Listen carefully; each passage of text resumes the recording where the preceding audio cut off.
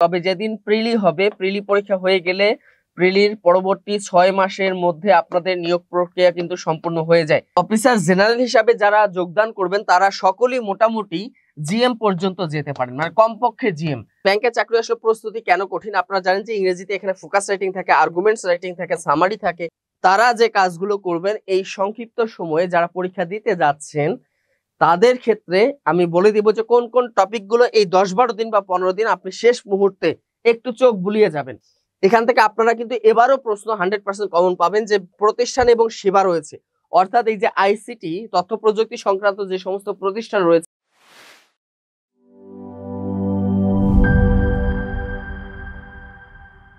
প্রিয় শিক্ষার্থীবৃন্দ, সবাইকে স্বাগত জানাচ্ছি বিদ্যাবাড়ি ডিজিটাল ক্লাসরুম থেকে। আশা করি সবাই ভালো আছেন, সুস্থ আছেন। আমি মুজাহিদুল ইসলাম উশান আজকে উপস্থিত হয়েছি একটি গুরুত্বপূর্ণ আলোচনা নিয়ে। আর সেই আলোচনাটি হচ্ছে, আপনারা ইতিমধ্যেই জানেন যে 2022 সাল ভিত্তিক যে ব্যাংকের পরীক্ষাগুলো, সমন্বিত ব্যাংকের, সেগুলো পরীক্ষা শুরু হয়ে গিয়েছে। কিছুদিন আগেই সিনিয়র অফিসার পদে 974টি পদে সেটির পরীক্ষা হয়ে গিয়েছে, রিটেন পরীক্ষাও হয়ে গেছে।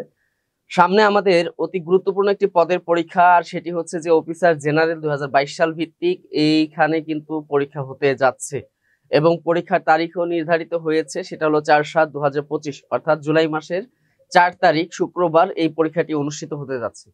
তো অনেকে অনুরোধ জানিয়েছিলেন যে এই পরীক্ষাকে কেন্দ্র করে আমরা আসলে কোন কোন টপিক গুলো পড়বো, যেহেতু আমাদের হাতে এখনো যথেষ্ট সময় আছে, 10-12 দিন বা 15 দিনের মতো সময় আছে। তো এই সময়টাকে কিভাবে কাজে লাগানো যায়। তো এই শেষ মুহূর্তের প্রস্তুতিই কিন্তু আপনাদেরকে সাফল্য এনে দিতে পারবে। তো আজকে আপনাদের যে টপিক, অফিসার জেনারেল 2022 পরীক্ষা একদম দুয়ারে, এবং প্রস্তুতি হোক শার্প এবং স্মার্ট। আপনাদের প্রস্তুতিটা যদি শার্প না হয় এবং স্মার্ট না হয় তাহলে হচ্ছে যে আপনি পরীক্ষায় কিন্তু পিছিয়ে যাবেন। এতদিন যাই পড়েছেন না কেন, এই যে 10-12 দিন বা 15 দিন এই সময়টুকুতে যদি আপনি গুছিয়ে একটু প্রিপারেশন নিতে পারেন তাহলে এটাই কিন্তু আপনার জন্য ট্রাম্প কার্ড হয়ে দাঁড়াবে। তো কথা না বাড়িয়ে আমরা আমাদের মূল আলোচনায় চলে যাই। তো শুরুতেই আমরা দেখব, অনেকেই জিজ্ঞেস করেছিলেন ব্যাংকের চাকরির সুবিধাদি ইত্যাদি সম্পর্কে। তো শুরুতে মনে রাখবেন যে কেন আপনি ব্যাংকের প্রস্তুতি নেবেন, এর অন্যতম একটা কারণ হচ্ছে পদের সংখ্যাধিক্য। আমরা যদি একটু ভালো করে খেয়াল করি যে 2022 সাল ভিত্তিক যে সার্কুলার গুলো, ওগুলো যদি আমরা খেয়াল করি তাহলে আমরা এখানে দেখতে পারবো যে 2022 সাল ভিত্তিক সার্কুলারে 3358টি পদের সার্কুলার হয়েছিল, এবং 2023 সাল ভিত্তিক যে সার্কুলার গুলো হয়ে গিয়েছে সেখানে 4046টি পদের সার্কুলার হয়েছে। এই 4046 পদের মধ্যে আছে সিনিয়র অফিসার, আছে অফিসার জেনারেল, অফিসার ক্যাশ এবং রুরাল ক্রেডিট যেটি আছে, তাই না? এই রুরাল ক্রেডিট পদের 233টি পদে সার্কুলার হয়েছিল। তো এখানে আমরা দেখি যে টোটাল আমরা যদি হিসাব করি তাহলে প্রায় দেখা যাচ্ছে যে 7404টি পদের কিন্তু সার্কুলার আপনাদের পেয়েছেন আপনারা। আর যারা শুধু যারা 22 সাল ভিত্তিক এই পদে আবেদন করেছেন তারা কিন্তু 23 সাল ভিত্তিক সার্কুলার পেয়েছেন। এখন দেখেন, নবম দশম গ্রেডের চাকরি যদি আমি তুলনা করি, নবম দশম গ্রেড, তাহলে একটা আছে বাংলাদেশে বিসিএস এ দেখা যায় 500 থেকে 700 এরকম একটা নবম গ্রেডের একটা চাকরির কি সুযোগ থাকে। এছাড়াও সারা বছর ব্যাপী নন ক্যাডারের যে সার্কুলার গুলো হয়ে থাকে, আমি যদি টেকনিক্যাল গুলো বাদ দিই, নন ক্যাডারের যেগুলো জেনারেল পোস্ট যেগুলো রয়েছে, অর্থাৎ যেখানে হচ্ছে যে কোনো সাবজেক্ট নিয়ে পড়াশোনা করলে আবেদন করা যায়, এখানে আমি খুব বেশি দেখলে সারা বছর ব্যাপী কত হাজার হয়, 1000, সর্বোচ্চ হলে 1000 পদের সার্কুলার হয়। তাহলে আমরা দেখলাম যে বছরে প্রায় 1500 থেকে 1700 পদের আমি নবম গ্রেডে সার্কুলার আমি পাচ্ছি, নবম বা দশম গ্রেডে। তো সেক্ষেত্রে ব্যাংকের যদি আমি হিসাব করি, নবম দশম গ্রেডে দেখেন 22 সাল এবং 23 সাল ভিত্তিক যদি আমি হিসাব করি তাহলে প্রায় দেখা যাচ্ছে যে 7400 পদের সার্কুলার কিন্তু আপনাদের হয়ে গিয়েছে। এছাড়াও আর একটা বিষয় হচ্ছে যে দ্রুত চাকরি প্রাপ্তি। খেয়াল রাখবেন যে ব্যাংকের যেদিন আপনাদের প্রিলি হবে, সার্কুলার কবে হয় হোক, তবে যেদিন প্রিলি হবে, প্রিলি পরীক্ষা হয়ে গেলে প্রিলির পরবর্তী 6 মাসের মধ্যে আপনাদের নিয়োগ প্রক্রিয়া কিন্তু সম্পূর্ণ হয়ে যায়। আমরা দেখেছি সিনিয়র অফিসার 2022 সাল ভিত্তিক দেখবেন যে 16 মে হচ্ছে এটার প্রিলি হয়েছিল এবং এটা রিটেন হয়েছে কিন্তু 20 জুন কিন্তু এটি রিটেন পরীক্ষা অনুষ্ঠিত হয়েছে। তার মানে আমরা এটা থেকে বুঝতে পারলাম যে কত দ্রুত রেজাল্ট দিচ্ছে এবং কত দ্রুত রিটেন পরীক্ষা হয়ে যাচ্ছে। তাহলে 16 মে থেকে যদি হিসাব করি যে 16 মে থেকে আগামী 6 মাসের মধ্যে আপনাদের ভাইভা থেকে শুরু করে নিয়োগ প্রক্রিয়াও কিন্তু সম্পূর্ণ হয়ে যাবে। তাহলে এত দ্রুত চাকরি পাওয়া কিন্তু খুবই কঠিন হয়ে যায়। আমি যদি বিসিএস এর কথা বলি 3 বছর 3.5 বছর লাগে। আমি যদি নন ক্যাডারের কথা বলি, নবম দশম গ্রেডে যে সার্কুলার গুলো আসে সেখানেও দেখা যায় যে বছরের পর বছর কিন্তু লেগে যেতে পারে। তো এই জন্য দ্রুত চাকরি প্রাপ্তির একটা সুযোগ থাকে। এছাড়াও দেখেন অন্যান্য যে সুবিধা রয়েছে সেটা হচ্ছে পদোন্নতি।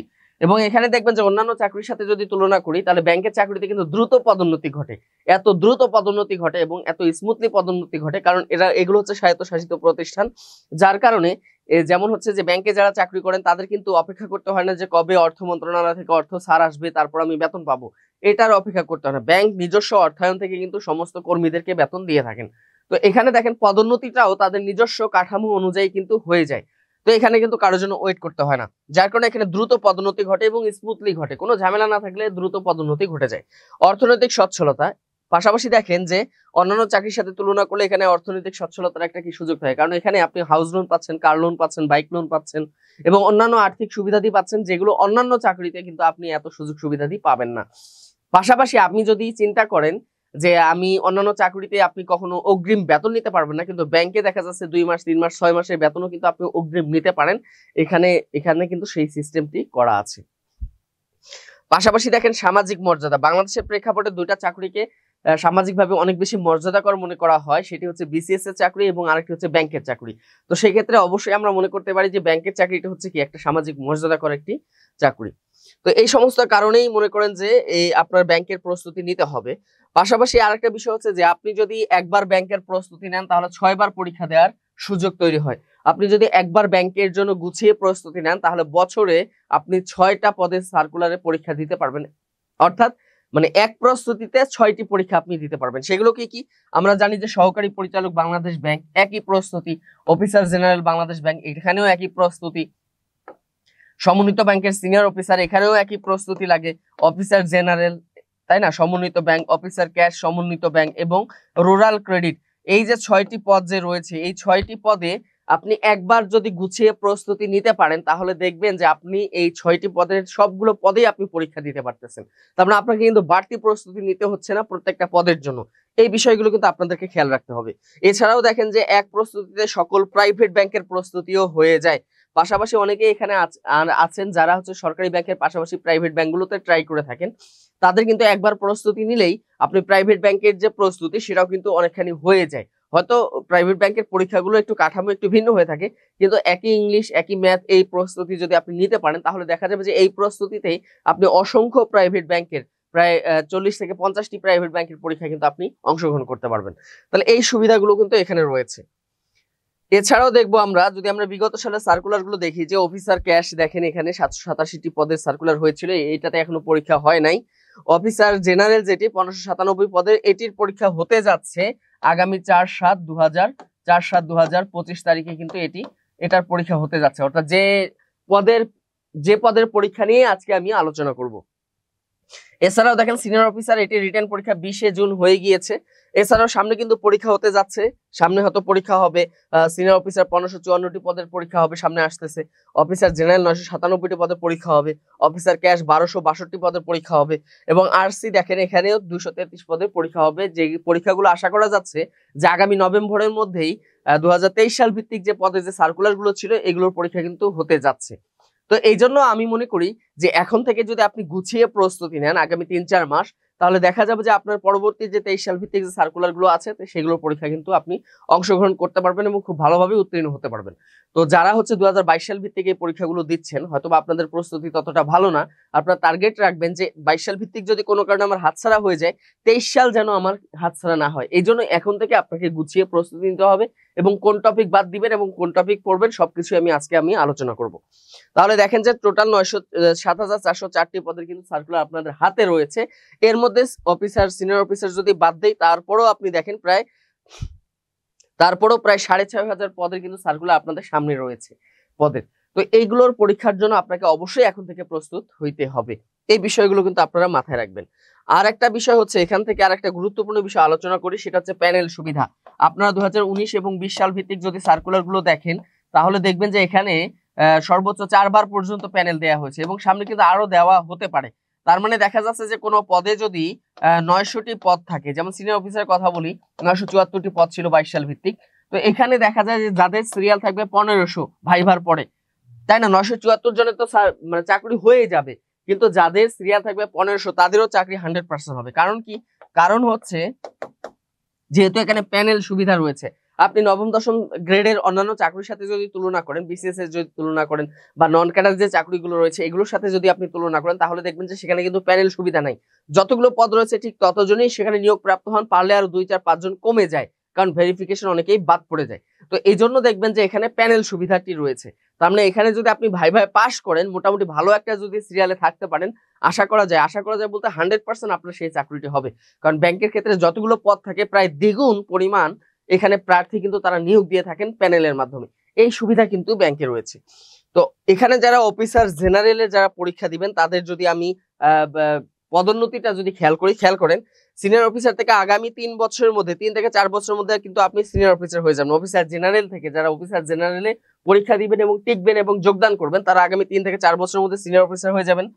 এখান থেকে প্রিন্সিপাল হয়ে অফিসার হয়ে যাবেন, তারপর হচ্ছে সিনিয়র প্রিন্সিপাল অফিসার, তারপর অ্যাসিস্ট্যান্ট জেনারেল ম্যানেজার হয়ে যাবেন এজিএম, তারপর ডেপুটি জেনারেল ম্যানেজার হয়ে যাবেন ডিজিএম, তারপর হচ্ছে জেনারেল ম্যানেজার হয়ে যাবেন। এরপর হচ্ছে সেখান থেকে ডিএমডি, এখান থেকে এমডি। তো অফিসার জেনারেল হিসাবে যারা যোগদান করবেন তারা সকলেই মোটামুটি জিএম পর্যন্ত যেতে পারেন, মানে কমপক্ষে জিএম। তার মানে সে জীবনের শেষ, মানে চাকুরির শেষ পর্যায়ে গিয়ে কমপক্ষে সে জিএম হবেন। এবং যারা হচ্ছে একদম শুরুর দিকে, অর্থাৎ বয়স হচ্ছে খুবই কম, 22-23 বছর বা 24 বছর বয়সে যারা সিনিয়র মানে অফিসার জেনারেলে প্রবেশ করবেন, তাদের কিন্তু আরো উপরে ডিএমডি পর্যন্ত যাওয়ার সুযোগ আছে। এখান থেকে এমডি পর্যন্ত যাওয়ার একটা সুযোগ থাকে। তারপর হচ্ছে বাংলাদেশ ব্যাংকের গভর্নমেন্ট, মানে কি বলা যায়, আমরা জানি যে এরপর হচ্ছে কি সেখান থেকে গভর্নর হতে পারেন, সেটা হচ্ছে বাংলাদেশ ব্যাংকের ক্ষেত্রে। তবে এখান থেকে আপনি ব্যাংকের এমডি পর্যন্ত যেতে পারেন। তো এই যে সুবিধাটি রয়েছে, তবে সামগ্রিকভাবে সবাই কমপক্ষে জেনারেল ম্যানেজার অর্থাৎ জিএম পর্যন্ত যেতে পারবেন। তো এই যে বিশাল যে সুযোগটি রয়েছে বা এখানে যে স্মুথলি যে পদোন্নতি রয়েছে, এগুলোর জন্যই মূলত আপনাকে ব্যাংকের চাকরির প্রস্তুতি নিতে হবে। এরপর দেখেন ব্যাংক পরীক্ষা, নিয়োগ পরীক্ষার ধরন। অনেকেই হয়তো বা এখনো জানেন না যে সামনে পরীক্ষা দিতে যাবেন, কিন্তু আসলে এটা হয়তো বা তার জন্য প্রথম পরীক্ষা হতে যাচ্ছে। তো তার জন্য হচ্ছে জানা দরকার যে আসলে ব্যাংকের চাকরির যে প্রশ্নগুলো সেগুলো কিরকম হয়ে থাকে। এখানে দেখবেন যে ব্যাংক চাকরির যে পরীক্ষা পদ্ধতি, এই পদ্ধতি হচ্ছে 3টা। প্রথমে প্রিলিমিনারি হবে 100 নম্বরের, হ্যাঁ, এরপর হচ্ছে লিখিত হবে 200 নম্বরের, এরপর হচ্ছে ভাইভা হবে 25 নম্বরের। তো মনে রাখবেন, প্রিলিতে যদি আপনি প্রশ্ন সহজ হোক কঠিন হোক, সহজ হলে অবশ্যই 70% মার্কস পাওয়াটা সহজ, তবে সহজ হোক কঠিন যেভাবে হোক না কেন আপনাদের টার্গেটেড মার্কস থাকবে 70%। তো প্রশ্ন যদি অনেক বেশি কঠিন হয়, অনেক সময় দেখা যায় যে 50-এও প্রিলি আসতে পারে, সেটা ভিন্ন কথা। প্রশ্ন অনেক বেশি কঠিন হলে তো নম্বর কমে আসবে, তবে আপনাদের টার্গেট থাকতে হবে প্রশ্ন যেমনই হোক আমার যেন প্রিলিতে 70% মার্কস যেন আমি ক্যারি করতে পারি। আর লিখিতর ক্ষেত্রে মনে রাখবেন, লিখিততে যদি কেউ 130+ মার্কস তুলতে পারেন, সে 100% তার চাকরিটা হবে যদি সে ভাইভা পাস করে। মনে রাখবেন, 130 পাওয়া মানে তার 100% চাকরিটা হবে এবং খুবই খুবই ভালো জায়গা হবে, তার পছন্দের জায়গা হবে। অনেক ক্ষেত্রে দেখা যায় যে 110, 12, 15তেও কিন্তু ভাইভা দেয়া যায়, তবে আপনাদের টার্গেটেড মার্কস থাকতে হবে কমপক্ষে 130+। আর 140 যদি পান তাহলে আপনি বুঝতেই পারতেছেন হেড অফিসে অথবা রাজধানী শহরের কোনো একটা ব্যাংকে বা হেড অফিসে হোক অথবা অন্য কোনো শাখায় হোক, অর্থাৎ রাজধানীর ভিতরে আপনার নিয়োগ পাওয়ার সম্ভাবনাটা অনেক বেশি বেশি থাকে। তো এটা একটা টার্গেটেড মার্কস থাকবেন যে কমপক্ষে যেন আমার 65% রিটেনের মার্কস থাকে। 265% হচ্ছে কি 130। আর ভাইভাতে দেখা যায়, ভাইভাতে অংশগ্রহণ করলে মোটামুটি 12-13 নম্বর সবাই পায়, খুবই কম পরিমাণে ফেল করায় দেয়। ফেল তারাই করে যারা হয়তো বা ভাইভাতে দেখা যায় যে যেহেতু এখানে ব্যাংক সেক্টর, তো এখানে দেখা যায় যে তার টলারেন্স দেখা হয় যে কাস্টমার যখন আসবে, কাস্টমার যদি উত্তেজিত হয়ে যায় সেই মুহূর্তে তিনি আসলে কিভাবে এই পরিস্থিতিটাকে সামাল দিবেন, এই যে সাইকোলজিক্যাল যে বিষয়গুলো আছে, মনস্তাত্ত্বিক যে বিষয়গুলো আছে, এগুলোই বেশি খেয়াল করা হয়। তো এখানে যদি আপনি ভালোভাবে সবগুলো প্রশ্নের উত্তর দিতে পারেন মোটামুটি 70-80%, তাহলে এখানে দেখা যায় 22-23 কিন্তু অনায়াসে পাওয়া যায়। ব্যাংকের চাকরির যে ভাইভা, এটা অনেকটা হচ্ছে লোক দেখানো একটা ভাইভার মতোই। অন্যান্য চাকরি ভাইভার থেকে এখানে তুলনামূলক ভাইভাটি সহজ হয়, তবে এখানে আপনার মানে স্মার্টনেস অর্থাৎ কাজের দক্ষতাটাকেই এখানে প্রাধান্য দেওয়া হয়।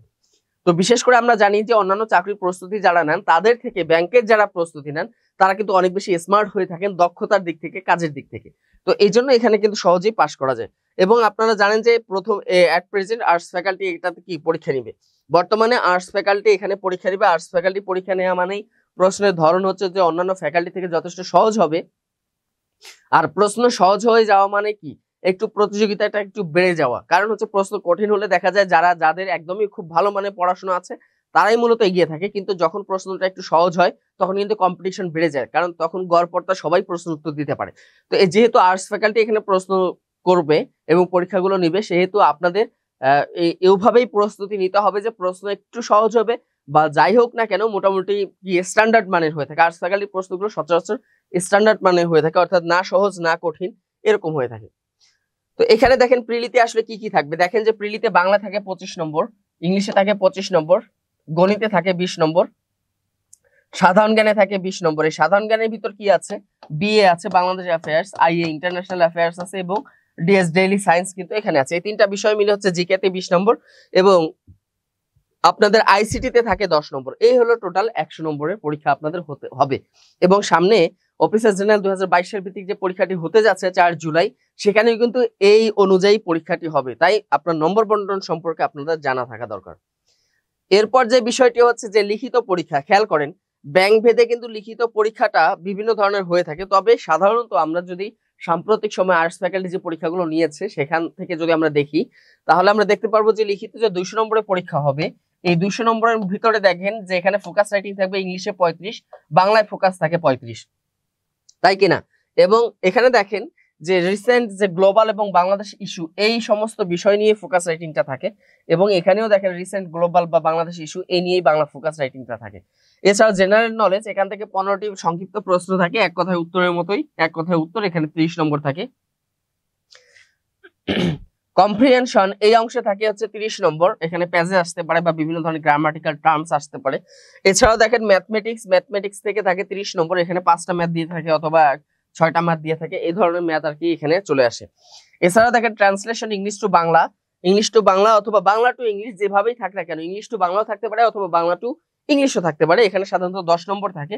নম্বর কিন্তু একটু কম বেশি হতে পারে আর কি, কম বেশি এক্স্যাক্টলি যে এভাবেই হবে তা কিন্তু না, কম বেশি হতে পারে। তবে ফোকাস রাইটিং এর মার্কটা হচ্ছে এটা সাধারণত পরিবর্তন হয় না, এখানে 35 করেই থাকবে।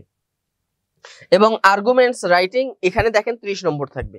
তো এই টোটাল হচ্ছে 200 নম্বর। এবং মজার বিষয় হচ্ছে যে 20 জুন যে তারিখে যে 2022 সাল ভিত্তিক যে সিনিয়র অফিসারের যে রিটেন পরীক্ষা হয়েছে, এখানে আর্গুমেন্টস যেটি এসেছিল এটা কিন্তু রিপিটেড টপিক ছিল, অর্থাৎ এর আগে 2019 বা 20 সাল ভিত্তিক যে পরীক্ষাগুলো হয়েছে সেখানে কিন্তু এই টপিকগুলো এসেছিল, বা 2021 সাল ভিত্তিক যদি আমি ধরি তাহলে এই টপিক থেকে কিন্তু রিটেন পরীক্ষা হয়েছিল। তার মানে এখানে আর্গুমেন্টস রাইটিং বা ফোকাস রাইটিং কিন্তু রিপিট হতে পারে, এই জন্য বিগত সালের প্রশ্নগুলো অবশ্যই আপনাদের ধারণা থাকতে হবে বিগত সালের প্রশ্ন সম্পর্কে। এরপর দেখবো আমরা ভাইভা, যদি দেখি ভাইভা দেখেন এখানে সাধারণত 20 থেকে 25, অর্থাৎ 25 নম্বরটা এখন হচ্ছে স্ট্যান্ডার্ড মান, তবে কখনো কখনো হয়তো 50ও হতে পারে, যদি হয় কখনো তাহলে সর্বোচ্চ 50, তবে সাধারণত 25 নম্বর হয়ে থাকে। তো এখানে প্রশ্নগুলো কি কি হতে পারে, ব্যাংকিং সম্পর্কিত সমাধান জ্ঞান, যেমন দেখেন আপনাকে যদি বলা হয়, যেমন দেখেন জিডিপি রেট, যখন আপনারা পড়বেন কিছু কিছু প্রশ্ন আছে জিডিপি রেট, এটা আপনাকে সংক্ষেপে পড়লেই হবে যে বাংলাদেশের জিডিপি রেট কত, ধরেন যে 7.8%, এটা মনে করেন, একটা উদাহরণস্বরূপ দিয়ে দিলাম। এখন আবার এটার সাথে পড়বেন যে হোয়াট ইজ জিডিপি, জিডিপিটা কি জিনিস। তার মানে দেখেন একটা হলো আপনি এখানে কি মানে এক কথায় পড়তেছেন, আবার পাশাপাশি যেটাকে বলা কনসেপচুয়াল যেটা বিষয়টা, তাই না, কনসেপচুয়াল যে বিষয়টি আছে এই কনসেপ্ট যেন আপনার জন্য ক্লিয়ার থাকে, অর্থাৎ জিডিপি রেট পড়লেই হবে না, সাথে সাথে জিডিপি কি জিনিস এটাও আপনাদের জানা থাকতে হবে, কারণ এটা রিটেন পরীক্ষা আসতে পারে সাধারণ জ্ঞানের ক্ষেত্রে, বা পাশাপাশি আপনাকে ভাইভাতেও জিজ্ঞেস করতে পারে। এই জন্য দেখবেন যে ব্যাংকিং সম্পর্কিত যে টার্মস গুলো আছে প্রিলির জন্য পড়বেন, পাশাপাশি এটার যে ধারণা বা এটার যে বিস্তারিত যে ব্যাখ্যা এটাও সাথে সাথে পড়ে রাখবেন, সবগুলো প্রশ্ন না, বিশেষ করে ব্যাংকিং সম্পর্কিত যে টার্মস গুলো আছে। এছাড়াও দেখেন নিজের সাবজেক্ট সম্পর্কে প্রশ্ন করে এবং শিক্ষা জীবন সম্পর্কে প্রশ্ন করে, আপনি যে শিক্ষা জীবন কোথায় কাটিয়েছেন, অনার্স আপনি কি কি বিষয়গুলো পড়েছেন বা কি কি এখানে আপনার নিজ নিজ সাবজেক্ট থেকে কিন্তু প্রশ্ন করতে পারে।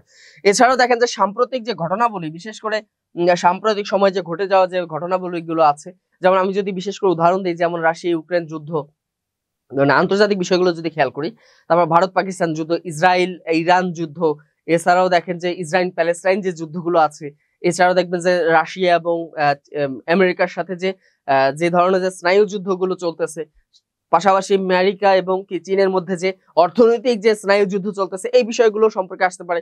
পাশাপাশি আমি যদি দেশীয় ক্ষেত্রে দেখি তাহলে জুলাই বিপ্লব, ডক্টর মোহাম্মদ ইউনূস, গ্রামীণ ব্যাংক এবং বিভিন্ন ধরনের যে সংস্কার কার্যক্রমগুলো হচ্ছে এবং দেশের ভিতরে যে স্টার্লিংকের যে আগমন ঘটেছে, এই যে বিষয়গুলো সাম্প্রতিক সময়ের, এই বিষয়গুলো কিন্তু আপনাদের এখান থেকেও কিন্তু ভাইভাতে প্রশ্ন করতে পারে।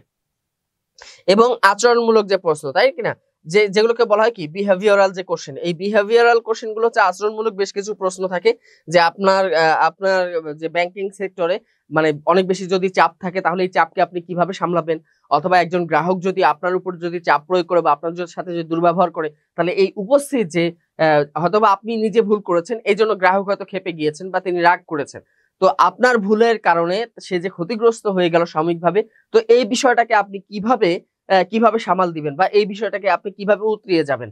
তো এই যে বিহেভিয়ারাল যে কোশ্চেন গুলো আছে এগুলো কিন্তু আপনাদের করতে পারে, তাহলে এই বিষয়গুলো এখন থেকে আপনাদের মাথায় থাকতে হবে যখন আপনারা পড়াশোনা করবেন। এছাড়াও দেখবেন যে ব্যাংকের চাকরি আসলে প্রস্তুতি কেন কঠিন, আপনারা জানেন যে ইংরেজিতে এখানে ফোকাস রাইটিং থাকে, আর্গুমেন্টস রাইটিং থাকে, সামারি থাকে, হ্যাঁ, তারপর হচ্ছে প্রিসাইজ থাকে, এছাড়াও দেখেন ট্রান্সলেশন থাকে এবং রিটেন ম্যাথ থাকে। এই বিষয়গুলোর জন্যই ব্যাংকের চাকরিটা একটু প্রস্তুতিটা একটু কঠিন হয়ে যায়। তবে এইগুলো যদি আপনি নিয়মিত চর্চা করেন তাহলে সেক্ষেত্রে এটা কিন্তু অত্যন্ত সহজ হয়ে যাবে, ঠিক আছে। এবং মজার বিষয় মনে রাখবেন যে দৈনন্দিন পত্রিকা পড়া, আপনারা যদি সপ্তাহে একটা করে ইংলিশ পত্রিকা পড়েন, পুরা সপ্তাহে একটা করে পড়বেন, একটা কি পড়বেন, ইংরেজি পত্রিকা পড়বেন। প্রতিদিন পড়ার দরকার নেই, সপ্তাহে একটা ইংরেজি পত্রিকা সংগ্রহ করে ওটার যে বিজনেস পার্টি রয়েছে বা ব্যাংকিং সম্পর্কিত যে নিউজগুলো রয়েছে, ইন্টারন্যাশনাল যে নিউজগুলো রয়েছে বা দেশীয় যে গুরুত্বপূর্ণ যে অর্থনৈতিক সম্পর্কিত যে নিউজগুলো রয়েছে, এইগুলো যদি আপনি এই এক সপ্তাহ ধরে একটা পত্রিকায় একদম খুঁটিয়ে খুঁটিয়ে পড়েন তাহলে আপনার ভোকাবুলারি স্ট্রং হয়ে গেল, সেন্টেন্স মেকিংটা আপনার স্ট্রং হয়ে যাচ্ছে, পাশাপাশি আর্গুমেন্টস রাইটিং বা ফোকাস রাইটিং এর ক্ষেত্রে এগুলো কিন্তু হেল্পফুল হয়ে যাচ্ছে। এই জন্য আমি মনে করি যে কোনো ফোকাস রাইটিং এর বই পড়ার চেয়েও গুরুত্বপূর্ণ হচ্ছে পত্রিকা পড়া। এছাড়াও আপনি কি করতে পারেন, প্রতিদিন বাংলা পত্রিকা দেখতে পারেন, প্রতিদিন বিশেষ করে এশিয়ার বীজ পত্রিকা দেখতে পারেন, পাশাপাশি বণিক বার্তা যে পত্রিকাগুলো রয়েছে অন্তত এই দুইটা পত্রিকা যদি নিয়মিত পড়েন তাহলে এখানে দেখবেন যে অর্থনীতি সম্পর্কিত বিভিন্ন ধরনের চার্ট থাকে, গ্রাফ থাকে,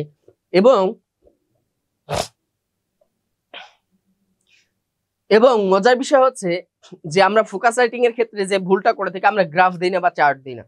তো আপনি যদি নিয়মিত পত্রিকাগুলো পড়েন তাহলে এখানে দেখবেন যে বিভিন্ন গ্রাফ বা চার্ট থাকে, এগুলোকে নোট করে রাখবেন।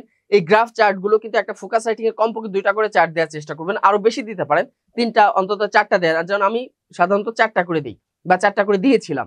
তো এভাবে দিলে হয় কি আপনার নম্বরটা কিন্তু বেশি আসে এবং প্রতিযোগিতাও এখানে অনেক বেশি। এখানে প্রায় আমি যদি ব্যাংকিং সেক্টর যেহেতু অন্যান্য চাকরি থেকে একটু ভিন্ন, অন্যান্য চাকরির সাথে তুলনা করলে ব্যাংকিং সেক্টরটা একটু ভিন্ন ধরনের এবং এখানকার প্রশ্ন প্যাটার্ন এখানকার প্রস্তুতি হচ্ছে সম্পূর্ণ ভিন্ন।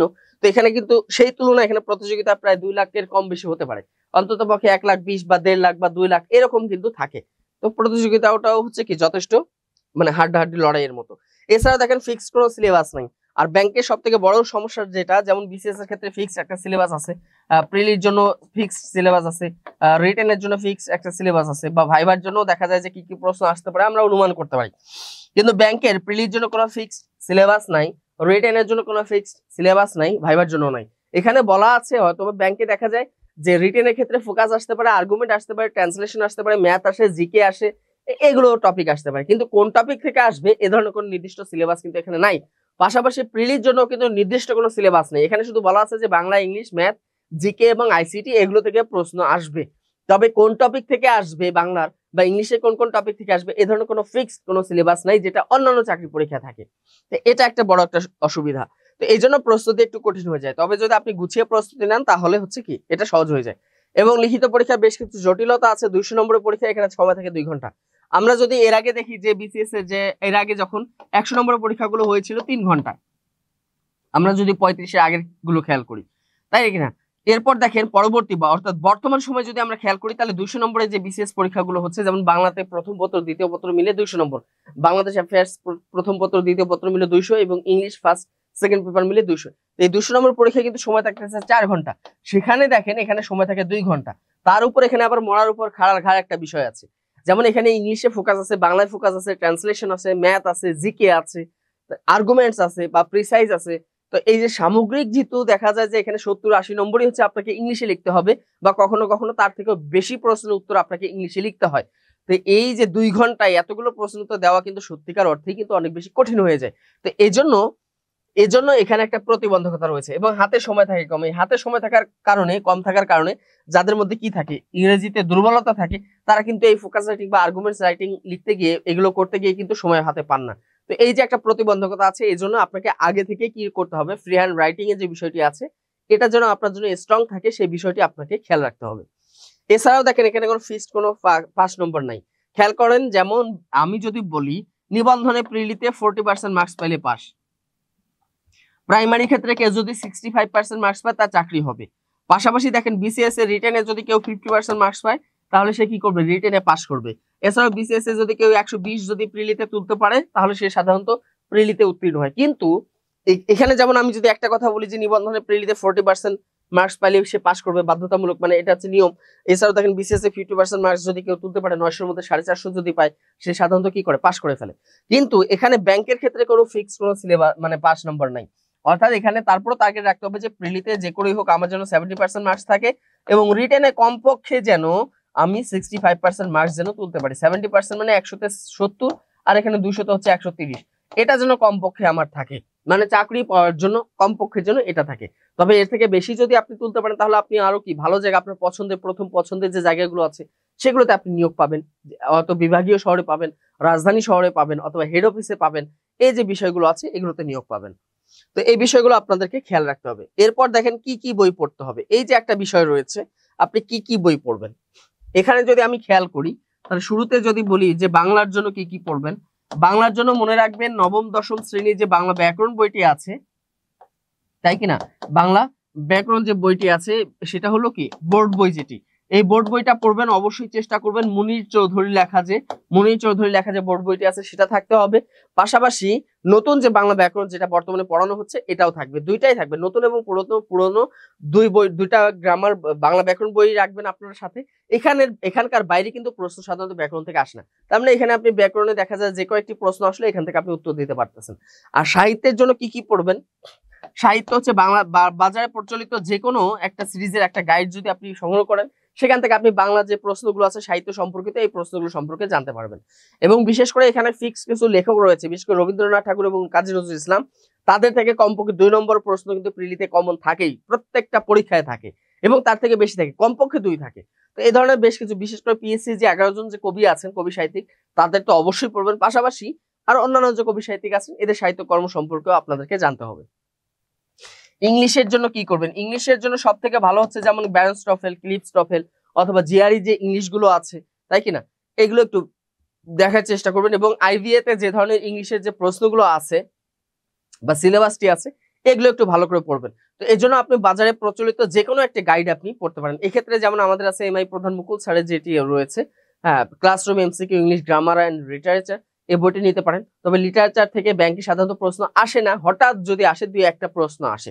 তো কেউ যদি এই প্রশ্নের উত্তরও করতে চান তাহলে আমি যেটা মনে করি অন্তত 35 থেকে 46তম বিসিএস এর যে লিটারেচার থেকে যে প্রশ্নগুলো এসেছিল এই প্রশ্নগুলো একটু ভালো করে একটু দেখে নেবেন, তাহলে আশা করা যাচ্ছে আপনি এখান থেকে কমন পাবেন।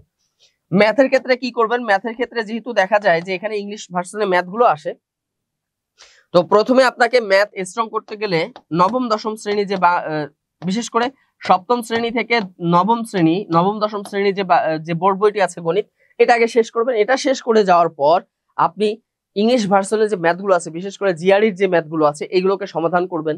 এছাড়াও বাজারে দেখবেন যে ম্যাথ বই আছে ইংলিশ ভার্সনে, অসংখ্য বই রয়েছে, এগুলো একটু দেখবেন। এছাড়াও দেখবেন যে আপনাদের একটা জব সলিউশন থাকাটা বাধ্যতামূলক।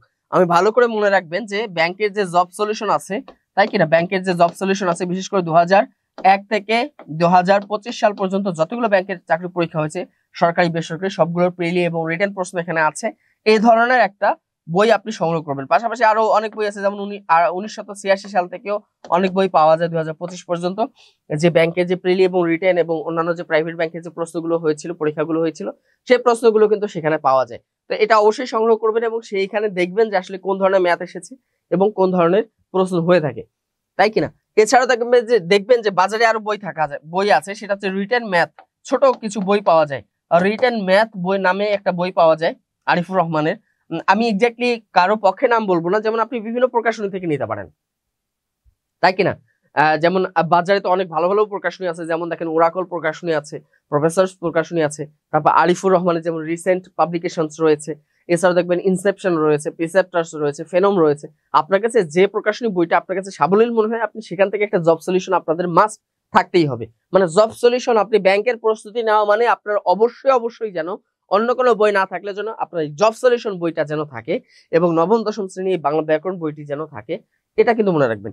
তো রিটেন ম্যাথ এবং রিটেন ইংলিশ নামে বাজারে ছোট ছোট বই পাওয়া যায় ব্যাংকের বিগত সালের সমস্ত পরীক্ষার প্রশ্ন, রিটেন ম্যাথ রিটেন ইংলিশ এখানে রয়েছে। এখানে দেখবেন, এছাড়াও দেখবেন যে বিগত সালের ভোকাবুলারির একটা বই পাওয়া যায়, সেটা হচ্ছে বিগত সালে যতগুলো ব্যাংকের পরীক্ষা হয়েছে এখানে যে ভোকাবুলারি গুলো এসেছিল প্রিলিতে, এই ধরনের ছোট ছোট বই পাওয়া যায়।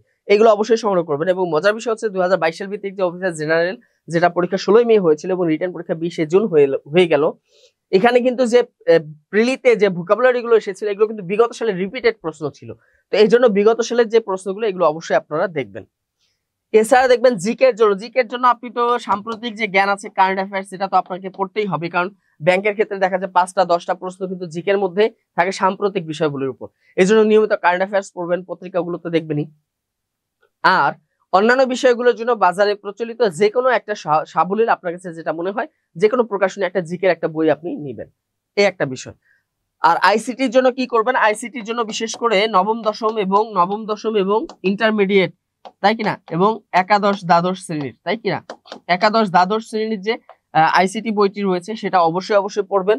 আর পাশাপাশি এখানে একটা বিষয় লক্ষণীয়, সেটা হচ্ছে যে বাজারে প্রচলিত আইসিটি বিভিন্ন ছোট ছোট বই পাওয়া যায়, ভালো মানের বই, এখান থেকে আপনি সংগ্রহ করে আইসিটি যে বইগুলো খুবই ছোট আর কি, আইসিটি টপিক, এখান থেকে আপনি দেখে নিলেন।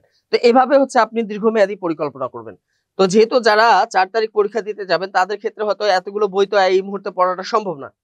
তারা কি করবেন, তারা যে কাজগুলো করবেন এই সংক্ষিপ্ত সময়ে যারা পরীক্ষা দিতে যাচ্ছেন তাদের ক্ষেত্রে আমি বলে দিব যে কোন কোন টপিক গুলো এই 10-12 দিন বা 15 দিন আপনি শেষ মুহূর্তে একটু চোখ বুলিয়ে যাবেন। প্রত্যেকদিন অন্তত পক্ষে প্রত্যেকটা সাবজেক্ট থেকে 4-5টা করে টপিক একটু রিভাইজ করবেন। এবং টপিক বলতে কি, প্রত্যেকটা টপিকের অধীনে দেখবেন যে কিছু জটিল বিষয় থাকে। সাধারণ বিষয়গুলো তো আপনার মনে থাকে, কিন্তু জটিল যে বিষয়গুলো আছে সেই জটিল বিষয়গুলোকে একটু আপনি রিভাইজ দিয়ে যাবেন। তো এখানে দেখেন বাংলার ক্ষেত্রে দেখেন এখানে টপিকগুলো আছে, অবশ্যই স্ক্রিনশট দিয়ে রাখবেন অথবা নোট ডাউন করে রাখবেন। সেটা হচ্ছে কি, ভাষা, শব্দ, উপসর্গ, পদ প্রকরণ, লিঙ্গ পরিবর্তন, সন্ধি বচন, প্রকৃতি প্রত্যয়, বাগধারা, সমাস, কারক বিভক্তি, এক কথায় প্রকাশ, তাই না। এরপর দেখেন বিপরীত শব্দ, দ্বিরুক্ত শব্দ, বাক্য বানান, নত্য বিধান, সত্য বিধান, এই টপিক গুলো কিন্তু আপনার বাংলা ব্যাকরণের জন্য আপনাকে পড়তে হবে। একদম বাছাই করা এখানে টপিক কিন্তু আমি বলেছি। এবার দেখেন বাংলা সাহিত্য থেকে কি পড়বো আমরা, বাংলা সাহিত্যের প্রাচীন যুগগুলো দেখেন, প্রাচীন যুগ পড়তে হবে অবশ্যই, চর্যাপদ একটাই তো আছে, একটাই সাহিত্য। এছাড়া মধ্যযুগ থেকে পড়তে হবে এবং আধুনিক যুগ থেকে পড়তে হবে, এটা পড়বেন। পাশাপাশি দেখেন বাংলা ভাষা কিভাবে উৎপত্তি ক্রমবিকাশ হয়েছে, বিখ্যাত পত্র পত্রিকার যে সম্পাদক, এই পত্র পত্রিকা থেকে ব্যাংকে কিন্তু প্রশ্ন আসে। এছাড়াও দেখেন মুক্তিযুদ্ধ বিষয়ক চলচ্চিত্র, গান, কবিতা, লাইন, প্রবাদ, প্রবচন, এগুলো কিন্তু আপনাদের আসবে। সাম্প্রতিক সময় আলোচিত এবং পুরস্কার প্রাপ্ত সাহিত্য কর্ম, তাই কিনা, বিখ্যাত কবি, সাম্প্রতিক সময় দেখেন যে 21 পদক দেওয়া হয়েছে 2025, তারপর যে স্বাধীনতা পুরস্কার দেওয়া হয়েছে, তাই না। এই যে পুরস্কারগুলো যে দেওয়া হয়েছে এগুলো অবশ্যই আপনাকে পড়ে যেতে হবে, এগুলো আপনারা অবশ্যই বাংলা সাহিত্য থেকে পড়তে হবে, এগুলো আপনারা অবশ্যই পড়বেন। এছাড়াও দেখেন কোন ধরনের কবি সাহিত্যিক পড়বেন, আমি একদম বাছাই করে আপনাদেরকে দিয়েছি। খেয়াল করুন, মাইকেল মধুসূদন দত্ত, কাজী নজরুল ইসলাম, রবীন্দ্রনাথ ঠাকুর, জীবনানন্দ দাশ, আলাউদ্দিন আল আজাদ, শওকত ওসমান, আখতারুজ্জামান ইলিয়াস, তাই কিনা, যেমন সৈয়দ অলিউল্লাহ, দেন লাল সালুর যেমন রচয়িতা ছিলেন সৈয়দ অলিউল্লাহ, তাই কিনা, চিলে কোঠার সিপাই, তাই না, আখতারুজ্জামান ইলিয়াস, তারপর দেখেন আবু জাফর ওবায়দুল্লাহ, সিকান্দার আবু জাফর, হাসান আজিজুল হক, এই সমস্ত কবি সাহিত্যিকদের সাহিত্যকর্ম সম্পর্কে জানতে হবে অবশ্যই। তাহলে এখানে কিন্তু আমি দেখেন বাংলা টপিক একদম বাছাই করে আপনাদেরকে দিয়েছি, এই শেষ মুহূর্তে এসে এই টপিকগুলো আপনাদেরকে দেখে যেতে হবে। এবার ইংরেজির ক্ষেত্রে যদি আমরা খেয়াল করি তাহলে ইংরেজিতে কোন কোন টপিকগুলো দেখবেন, দেখেন এই শেষ মুহূর্তে এসে দেখবেন বিগত সালের সিনোনিম অ্যান্টোনিম গুলো অবশ্যই আপনি দেখবেন। আমি বারবার বলি যে বিগত বছর যে ব্যাংকের পরীক্ষাগুলো হয়েছে বিশেষ করে 2001 থেকে 2025 পর্যন্ত, এই বিগত সালে যে ভোকাবুলারি গুলো এসেছিল ইংলিশে প্রিলিতে, এগুলো অবশ্যই আপনারা দেখে যাবেন। অন্য কিছু দেখেন বা না দেখেন, এই ভোকাবুলারি গুলো দেখে যাবেন, অতিরিক্ত ভোকাবুলারি দেখার কোনো প্রয়োজন নাই, আপনি রিপিট প্রশ্ন এখানে কমন পাবেন। এছাড়া দেখেন ওয়ান ওয়ার্ড সাবস্টিটিউশন যেগুলো আছে, অর্থাৎ এক কথা প্রকাশ যেগুলোকে আমরা বলে থাকি। এছাড়া দেখেন রিপ্লেসিং আন্ডারলাইন ওয়ার্ড এগুলো আসতে পারে, বা এখান থেকে দেখা যায় কি অ্যানালজি টাইপের যে প্রশ্নগুলো এগুলো আসতে পারে, অ্যানালজি অবশ্যই আসবে, স্পেলিং আসবে। এই যে বেসিক কিছু টপিক আছে এখান থেকে দেখা যায় যে 8-10 নম্বর কমন পাওয়া যায়। তো এই বিষয়গুলো শেষ মুহূর্তে একটু ভালো করে আপনারা দেখে যাবেন, এগুলো হচ্ছে বেসিক বিষয়। এছাড়াও গ্রামার যে বিষয়গুলো আছে সেখান থেকে দেখেন বিশেষ করে right form of verb, parts of speech, correction, sentence correction থেকে অবশ্যই প্রশ্ন থাকে, ন্যারেশন থেকে অবশ্যই থাকে, কমপক্ষে এক থেকে, ভয়েস থেকে অবশ্যই থাকে, প্রিপজিশন থেকে থাকে 2, 3, 4, 5টা প্রশ্নও কিন্তু প্রিপজিশন থেকে অনেক সময় আসে। এছাড়া দেখেন ইডিয়ম এন্ড ফ্রেজ থেকে কিন্তু প্রশ্ন আসে, এবং প্রশ্নে কিন্তু দেখবেন যে ব্যাংকের ধরন আছে, যেমন 5টা সিনোনিম আসলো বা 3টা সিনোনিম, 3টা অ্যান্টোনিম, এরপর হচ্ছে 3টা ন্যারেশন আসলো, 2টা ভয়েস আসলো। এভাবেই কিন্তু আমরা দেখেছি বিগত সালের পরীক্ষাগুলো কিন্তু হয়েছে। আবার একটা একটা করেও কিন্তু প্রশ্ন আসতে পারে। শেষ মুহূর্তে এই টপিকগুলো কিন্তু দেখে যাবেন। তো আমি দেখেন একদম বাছাই করে এক সংক্ষিপ্ত সময়ে বেশ কিছু টপিক দিয়েছি, এই টপিকগুলো শেষ মুহূর্তে একটু চোখ বুলিয়ে যাবেন এই কয়েকটা দিন। এরপর দেখেন গাণিতিক যুক্তির ক্ষেত্রে কোন কোনগুলো পড়বেন, যেমন দেখেন বাস্তব সংখ্যা পড়বেন, এর সাথে হচ্ছে ভগ্নাংশ পড়বেন, শতকরা পড়বেন, লাভ ক্ষতি পড়বেন, সরল যৌগিক মুনাফা, লসাগু গসাগু। এই লসাগু গসাগুর ক্ষেত্রে কি পড়বেন, এটা আপনাকে পাটিগণিত পড়তে হবে, পাটিগণিত সাথে সাথে সাথে লসাগু গসাগুর ক্ষেত্রে বীজগণিত আপনাকে করতে হবে, অর্থাৎ লসাগু গসাগু, পাটিগণিতের লসাগু গসাগু এবং বীজগণিতের লসাগু গসাগু দুটাই করতে হবে। ঐকিক নিয়মের অঙ্ক করতে হবে, গতি, ট্রেন, নল, চৌবাচ্চা। এই গতি ট্রেন থেকে কিন্তু প্রশ্ন আসে, কাজ, সময়, গড়, গড় এবং বয়স, এখান থেকেও প্রশ্ন আসে। সমীকরণ, বিশেষ করে সমীকরণ, সূচক এবং লগ সমীকরণও আপনাদেরকে দেখতে হবে, দ্বিঘাত সমীকরণ, তাই কিনা, সরল সমীকরণ, তারপর হচ্ছে যেমন সমীকরণ তো অনেকগুলো প্রকারভেদ আছে, তাই কিনা। এরপর ধরেন সূচক এবং লগ আছে। ত্রিকোণমিতি থেকে অঙ্ক আপনাকে জেনে যেতে হবে, ত্রিকোণমিতি এই মুহূর্তে শেষ মুহূর্তে এসে আপনাকে সূত্রগুলো একটু বেশি বেশি করে রিভাইজ দিবেন এবং জটিল যে ম্যাথগুলো আছে এগুলো একটু করে যাবেন। পরিমিতির ক্ষেত্রে আপনি যে এখানে পরিমিতির ক্ষেত্রে যদি আমি দেখি, তাহলে দেখেন যেমন 2022 সাল ভিত্তিক সিনিয়র অফিসারের যে প্রিলি পরীক্ষা, সেই প্রিলিতে কিন্তু আপনি দেখবেন যে ত্রিকোণমিতি থেকে একটা মান এসেছিল, তাই কিনা, যেমন sin 45, cos 45, তাই কিনা, tan 60, tan 90, এই যে এই ধরনের কিন্তু মান কিন্তু আসবে। এই জন্য এই চার্টটা কিন্তু একটু ভালো করে দেখে যাবেন। সাম্প্রতিক সময় কিন্তু 2022 সাল ভিত্তিক সিনিয়র অফিসার প্রিলিতে কিন্তু এসেছিল এই একটা প্রশ্ন। এটা হলো 16 মে যে পরীক্ষাটি হয়েছে। এছাড়া দেখেন পরিমিতির যে সূত্রগুলো আছে, বৃত্ত সংক্রান্ত, চতুর্ভুজ সংক্রান্ত, ত্রিভুজ সংক্রান্ত, তাই কিনা, এবং যেমন আমরা বলি যে সমদ্বিবাহু ত্রিভুজ, তারপর হচ্ছে কি সমবাহু ত্রিভুজ বা সমকোণী ত্রিভুজ, এই যে বিভিন্ন ধরনের সূত্রগুলো আছে, ট্রাপিজিয়াম, তাই না, বর্গ, রম্বস, এই সূত্র, বৃত্ত, এই যে সূত্রগুলো আছে এগুলো একটু রিভাইজ দিবেন এবং সেই সম্পর্কিত ম্যাথগুলো একটু চোখ বুলিয়ে যাবেন। এছাড়াও দেখেন যে জ্যামিতি অংশ পড়বেন, বিশেষ করে জ্যামিতির যে বেসিক যে বিষয়গুলো আছে, কোণ, ত্রিভুজ, চতুর্ভুজ, বৃত্ত, এই বিষয়গুলো একটু আপনারা দেখে যাবেন, বাহু, এই বিষয়গুলো দেখে যাবেন। আর একটা প্রশ্ন হচ্ছে সম্ভাব্যতা। এই সম্ভাব্যতা থেকে কিন্তু প্রশ্ন আসে, মনে রাখবেন গত পরীক্ষায় কিন্তু সম্ভাব্যতা থেকে একটা প্রশ্ন এসেছিল, এই জন্য এটাকে বাদ দেওয়ার কোনো সম্ভাবনা নাই, মানে বাদ দেওয়ার কোনো প্রয়োজন নেই। এই টপিকগুলো একদম বাছাই করা, এবং আপনি যদি সাম্প্রতিক সময়ের পরীক্ষাগুলো দেখেন প্রত্যেকটা টপিক থেকে একটা করে হলেও কিন্তু প্রশ্ন এসেছে, এই জন্য শেষ মুহূর্তে এই প্রশ্নগুলো আপনাদেরকে দেখে যেতে হবে। এছাড়াও দেখেন বাংলাদেশ বিষয় বলে আপনারা কোনগুলো দেখবেন, মুক্তিযুদ্ধ এবং ভাষা আন্দোলন, এই টপিকটা নিয়ে আপনারা পড়বেন। অর্থনীতি, বিশেষ করে বাংলাদেশের অর্থনীতি, বাংলাদেশের ব্যাংক ব্যবস্থা, শিল্প বাণিজ্য, বাংলাদেশের সাম্প্রতিক বিষয়গুলি, এই টপিকগুলো একটু বেশি বেশি করে জোর দিবেন, এখান থেকে কিন্তু আপনাদের প্রশ্ন আসবে। বিশেষ করে বাংলাদেশের সাম্প্রতিক বিষয়গুলি থেকে 2, 4, 5টা কিন্তু প্রশ্ন আপনাদের আসবে। এবং সাম্প্রতিক বিষয়গুলি কোনগুলো পড়বেন, সাম্প্রতিক সময় ঘটে যাওয়া জুলাই বিপ্লব, জুলাই গণ অভ্যুত্থান, তাই না। এরপর হচ্ছে সাম্প্রতিক সময় যে বিষয় আলোচিত যে ব্যক্তিত্ব আছে, ডক্টর মোহাম্মদ ইউনূস, গ্রামীণ ব্যাংক, দারিদ্র বিমোচন, স্টার্লিং, এই বিষয়গুলো কিন্তু বাংলাদেশ বিষয় সম্পর্কিত এবং বিভিন্ন ধরনের যে সংস্কারগুলো আছে, আমি বারবার বলি এগুলো কিন্তু দেখে যাবেন, এখান থেকে কিন্তু প্রশ্ন কিন্তু কমন আসে এবং গত পরীক্ষায় কিন্তু এসেছিল। এরপর হচ্ছে আমরা যদি খেয়াল করি আন্তর্জাতিক বিষয়গুলো যদি দেখি, তাহলে আন্তর্জাতিক বিভিন্ন সংস্থার যে সদর দপ্তর, এই সদর দপ্তর থেকে অবশ্যই একটা প্রশ্ন থাকে। বিভিন্ন দেশের মধ্যে সংগঠিত হওয়া যে বিভিন্ন চুক্তিগুলো আছে, এই চুক্তিগুলো থেকে প্রশ্ন আসে। দেশ এবং মহাদেশ সম্পর্কিত বিভিন্ন তথ্য আছে, যেমন ক্ষুদ্রতম, বৃহত্তম যে বিষয়গুলো আছে দেশ এবং মহাদেশ সম্পর্কিত, এগুলো আপনারা পড়বেন। এছাড়াও দেখেন যেমন 16ই মে যে পরীক্ষা হয়েছে সিনিয়র অফিসার, সেখানে একটা প্রশ্ন এসেছিল যে সর্বাধিক দেশ সম্বলিত মহাদেশ কোনটি। তো সেখানে ছিল এশিয়া, আফ্রিকা, ইউরোপ এবং কি ছিল, আর একটা মহাদেশ ছিল, সম্ভবত নর্থ আমেরিকা ছিল। তো এখানে কিন্তু আফ্রিকা মহাদেশে সব থেকে বেশি স্বাধীন দেশের সংখ্যা আছে, সম্ভবত 54টি, এবং এশিয়া মহাদেশে আছে 44টি। তাহলে এই যে দেখেন মহাদেশ সম্পর্কিত যে তথ্যগুলো, দেখেন কেউ কি আশা করেছিল বা কেউ কি ধারণা করেছিল যে এই ধরনের একটা প্রশ্ন আসতে পারে যে কোন মহাদেশে সব থেকে বেশি দেশের সংখ্যা আছে, স্বাধীন দেশের সংখ্যা। তাহলে এই যে মহাদেশ সম্পর্কিত প্রশ্ন কিন্তু আপনাদেরকে দেখে যেতে হবে। বিভিন্ন দেশের রাজধানী এবং জনসংখ্যা মুদ্রা, এটা অবশ্যই আপনারা দেখে যাবেন। বিভিন্ন দেশের রাজধানী, জনসংখ্যা, মুদ্রা এবং বিভিন্ন দেশের যে সংসদ ভবনগুলো রয়েছে সেই সংসদের নাম কি, এগুলো অবশ্যই দেখে যাবেন এবং এখান থেকে কিন্তু প্রশ্ন এসেছিল।